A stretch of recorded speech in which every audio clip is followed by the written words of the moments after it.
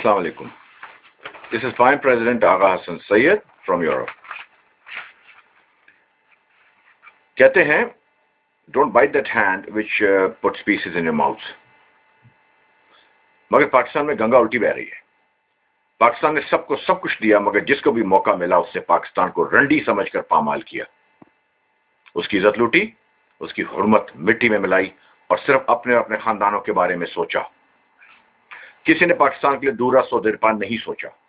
क्या हुक्मरान, क्या अवाम, सब ने अपनी अपनी जगह पाकिस्तान को दानिस्ता गैर दानिस्ता मजरू किया और उसे जिल्लत दिलाने में अपना अपना भरपूर किरदार अदा किया. इंडो पाक के एक इनकलाबी ने 100 साल कबल कहा था कि अंग्रेजों के जाने के बाद जो लोग सीटों पर बैठेंगे वो भी अवाम को शदीद तंग करेंगे, और वही हुआ. पाकिस्तान में उसके क़याम के साथ ही गलत लोगों का इक़्तिदार में आने का लामतनाही सिलसिला शुरू हो गया था. बेशुमार ऐसे लोग जो कायदे आज़म के साथी थे वो लियाकत अली खां से इख्तिलाफ करके गोशा नशी हो गए और कोने से जा लगे. मुझे सरदार अब्दुल रब निश्तर का शेर नहीं भूलता जो उन्होंने तब कहा था जब कुछ लोग उनको राजी करने के लिए उनके घर पहुंचे थे. तब सरदार अब्दुल रब निश्तर ने तमाम कहानी, अपना मुद्दा और अपना ख्याल और उस वक्त की हुकूमत के बारे में अपनी राय एक शेर में पिन्हा कर दी थी. उन्होंने कहा था, इतनी सी बात पर रहबरी छीनी गई हमसे कि काफिले मंजिल पे हमसे लुटवाए नहीं जाते. मगर निश्तर साहब को यह गुमान भी ना होगा कि आगे चलकर मुस्तकबिल में पाकिस्तान मुस्तकिल तौर पर लुटेरों के हवाले होगा. जो कोई भी किसी का माल लूटता है तो यही नफ्सियात होती है कि दूसरे के नुकसान का किसी भी तरह एहसास ना करना और सिर्फ अपना फायदा सोचना. ऐसा ही पाकिस्तान में हो रहा है. हद निगाह तक पाकिस्तानी इदारों में नजर दौड़ाएं, हर शाख पर उल्लू और हर रास्ते पर भेड़िए नजर आएंगे. अब तो अवाम की अक्सरियत भी दरिंदों की फितरत अपनाती जा रही है. वो जो देखते हैं कि पाकिस्तान में सर्वाइवल ऑफ द फिटेस्ट का कानून राइज है तो इस बात का इंतजार नहीं करते कि कोई उनको बिल्ली की मानंद कोने से लगाए और वो पंजा मारें, बल्कि वो खुद बिल्ली को कोने से लगाने वाले भेड़िए बन जाते हैं. सब देखें पाकिस्तान में किस तरह रवायतें तब्दील हुई. ज़ाब्ता हयात की किताब से ज़ाब्ते मिटा दिए गए और उस पर जंगल के कानून की शिक्के तहरीर कर दी गई. हम हर रोज देखते हैं आम अवाम की फ्रस्ट्रेशन के नताइज. गरीब को अमीर मार रहा है, जालिम अमीर को दूसरा जालिम अमीर बचा रहा है, गरीब पिस रहा है, अमीरों के जुल्म की चक्की मुस्तकिल चल रही है. कोई किसी का पुरसाने हाल नहीं है. हुकूमत लूट मार और झूठ बोलकर अवाम को बेवकूफ बनाने में मसरूफ है. हर शख्स अपने अपने हिस्से का जुर्म कर रहा है. बहुत कुछ है जिसे देखकर मग़ज़ फिर जाता है. सियालकोट के साने के बड़े मुजरिम डीपीओ को आला अफसर की रिश्तेदारी के बायस जमानत मिलती है और मुल्क से फरार होने के लिए हज जैसे दीनी फरीज़े को इस्तेमाल करने से भी नहीं चूकता. सब खामोश हैं. गरीब 10 साल की बच्ची को जानवर से भी बदतर हालत में मारा जाता है, जलाया जाता है, उसका जिस्म काटा जाता है और सब खामोश हैं. नेशनल हाईवे के बड़े मुजरिम कमरा अदालत से फरार हो जाते हैं और सब खामोश हैं. सैलाब ज़दगान की इमदाद का सामान MNS MPS के गोदामों में भरा पड़ा है और गरीब दाने दाने और एक चीथड़े कपड़े को तरस रहे हैं. कोई पूछने वाला नहीं, कोई सजा देने वाला नहीं, सब खामोश हैं. स्टील मिल की 26 अरब रुपए की करप्शन अदालती और कानूनी कार्रवाइयों के बायस लामहदूद वक्त पर छोड़ दी गई है. कोई पूछने वाला नहीं, सब खामोश है. जेलों में बेगुनाह हजारों की तादाद में गुर्बत के बायस वकील न कर सकने की सिक्कत की वजह से पड़े सड़ रहे हैं और कोई पूछने वाला नहीं, सब खामोश हैं. सैलाब ज़दगान के लिए इमदादी ट्रकों को चोरी कर लिया जाता है और कोई पूछने वाला नहीं, सब खामोश हैं. कोई हुकूमती स्कीम अपने मंतकी इंजाम को नहीं पहुंचती. सिर्फ नारे, वादे और झूठे दिलासे स्लोगन पर अवाम को टरकाया जाता है और कोई पूछने वाला नहीं, सब खामोश हैं. पेट्रोल, चीनी, आटा, चावल साल में कई मरतबा महंगा किया जाता है और कोई पूछने वाला नहीं, सब खामोश हैं. जबकि तरक्की याफ्ता ममालिक में सिर्फ बजट के मौके पर पार्लियामेंट के जरिए अशियाए जरूरिया की कीमतों का तयन किया जाता है, मगर पाकिस्तान में पार्लियामेंट किस मर्ज की दुआ है, उसकी हैसियत क्या है, उसकी जुरिस्डिक्शंस का तयन कौन करेगा? क्या पाकिस्तान में पार्लियामेंट्स में बोगस जाली डिग्रियों वाले ही राज करेंगे और किसी के कान पर जूं नहीं रेंगेगी, सब खामोश रहेंगे? کیا جھوٹے جاہل ان پڑھ لوگ پارلیمنٹ میں بیٹھ کر قوم کے مستقبل کا فیصلہ کریں گے؟ کیا اس ملک میں عزت ان کو ملے گی جو تمام عمر بے عزتی کے کام کرتے رہے؟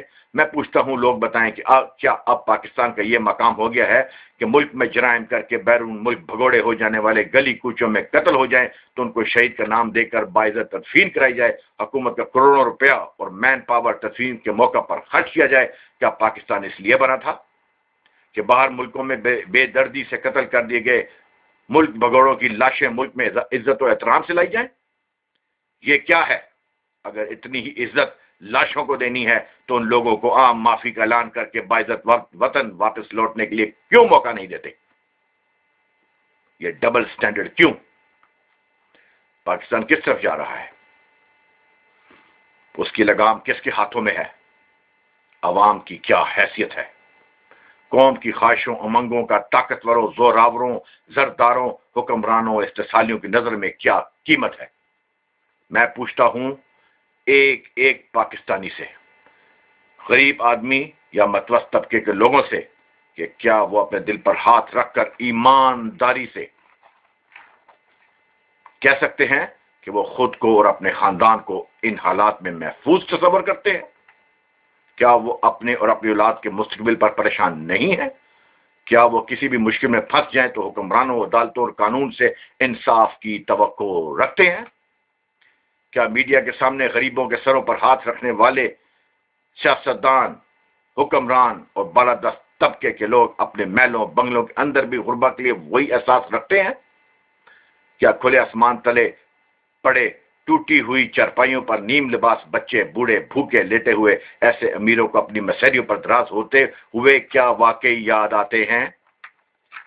کیا حکمران اور بالادست طبقہ جب مرغ مسلم کے پکوان کھاتے ہیں تو کیا واقعی ان کو غریب کے پیٹ کی بھوک کی شدت یاد آتی ہے؟ کیا اپنی اولادوں کو بیرون ممالک تعلیم دیتے ہوئے بالادست طبقہ یہ سوچتا ہے کہ عوام کے بچے کم از کم اچھی تعلیم سے ملک کے اندر ہی بہرور ہو سکیں؟ کیا عوامی نمائندے حکمران سیاستدان اور دیگر بالادست طبقے کمزوروں کروڑوں کی کاروں پر سواری کرتے ہوئے ان عوام کا سوچتے ہیں کہ جن کے پاس ٹوٹے ہوئے چپل بھی نہیں؟ میں کہتا ہوں تجزیہ بہت آسان ہے۔ عوام اگر 2+2 کرے اور صرف اپنے بچوں اور پاکستان کے مفاد کو پیش نظر رکھے تو کوئی ممکن نہیں کہ وہ پاکستان کے دشمن عناصر حکمران اور ہر شعبے کے بالادست طبقے کو مارنا بھگائے۔ عوام چاہیں تو حکمرانوں سیاستدانوں اور کرب بالادست طبقے کو مسترد کر سکتے ہیں، مگر یہ سب تب ہوگا جب ہم پٹھان مہاجر پنجابی سندھی کشمیری قومیتوں کی لعنت کو بھول کر ایک پاکستان ایک قوم ایک مقصد کی راہ پر چلیں گے۔ میں سمجھتا ہوں کوئی بھی روٹی کو چوچی نہیں بولتا، اس لیے کسی کو بتانے یا سمجھانے کی ضرورت نہیں کہ کون سی پارٹی کیا ہے، سب لوگ سب جانتے ہیں، مگر سمجھنے کی ضرورت صرف اتنی ہے کہ وقت آ گیا ہے عوام آنکھیں کھولیں اور اپنے حق کے لیے لڑیں، مریں مٹ جائیں، مگر قربانیاں دے کر کرپٹ بالادست عناصر کا خاتمہ کر دیں، انہیں ملک سے بھگا دیں۔ میں اتنا ہی کہنا چاہوں گا آخر میں کہ پاکستانی عوام صرف ایک مرتبہ کسی کے بہکاوے نعروں وعدوں میں نہ آئے، بلکہ ہر فرد کو اپنے ذاتی مفاد کی تکڑی میں تولے۔ کوئی حرج نہیں ہے، اگر کوئی عوام کی بھلائی کے پلڑے کو بھاری کرتا ہے تو اس کے ساتھ ہو جائے اور اپنی زندگی سنواریں، اور جس کا پلڑا ہلکا ہو اسے مسترد کر دیں۔ میرا کہنے کا مقصد صرف اتنا ہے کہ زرداری ہو یا نواز شریف ہو یا کوئی بھی سیاستدان ہو، ان لوگوں کا ماضی کا ریکارڈ دیکھیں کہ ان لوگوں نے حکومتوں میں رہ کر کیا کیا تھا، پیپلز پارٹی نے کیا دیا تھا۔ پہلے ملک توڑا، اس کی وجہ بنے، بعد میں اور خرابیاں آئیں، بے شمار خرابیاں آئیں۔ ابھی انہوں نے صوبے بنا کر گلگت بلتستان کو صوبے بنائے ہیں، اب دوسرے صوبوں والے بھی مانگیں گے۔ انہوں نے بڑی بڑی غلط روایتیں قائم کی ہیں، جتنا نقصان انہوں نے پہنچایا کوئی نہیں پہنچا سکتا۔ اور دوسری بات یہ ہے کہ میں یہ سمجھتا ہوں چاہے وہ نواز شریف ہو، چاہے یہ زرداری ہو، چاہے کوئی اور ہو، کوئی ایسا سیاستدان جو بھی حکومت میں نہیں آیا ہے، خدا کی قسم کوئی سیاستدان پاکستان کے عوام کی تقدیر نہیں بدل سکتا، پارلیمنٹ کے ذریعے نہیں بدل سکتا۔ پارلیمنٹ ہمیشہ استحصالیوں کے زیر تسلط رہی ہے اور رہے گی۔ کوئی شخص یہ بات दावे से नहीं कह सकता, क्योंकि electoral system has failed Pakistan badly. इस बात को समझना पड़ेगा। वोटों के साथ आने वाली हुकूमतों ने हमेशा लूटा है। इस वक्त पाकिस्तान में इनकलाब की जरूरत है, और इनकलाब for the people not by the people भी हो सकता है। और अगर अवाम जागे तो अब इनकलाब बाय द पीपल भी हो सकता है।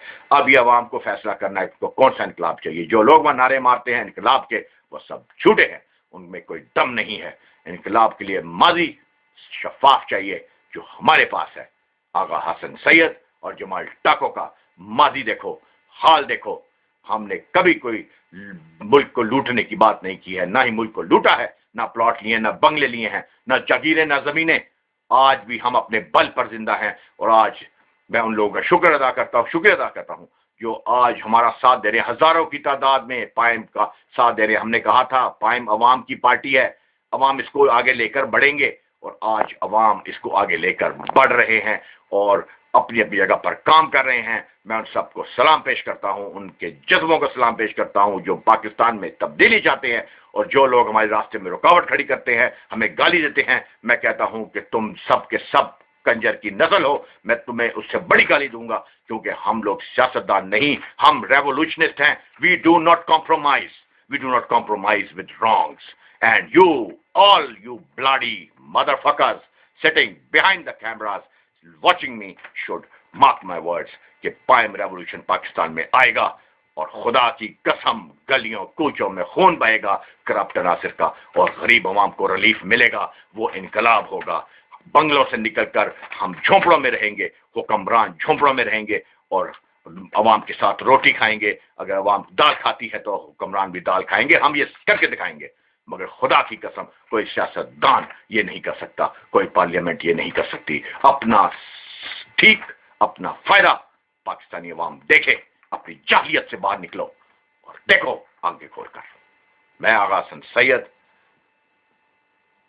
with the blessing of Jamal Tako Sahab and all my farmers, I take your leave and I'll talk to you later. Thank you very much. Bye.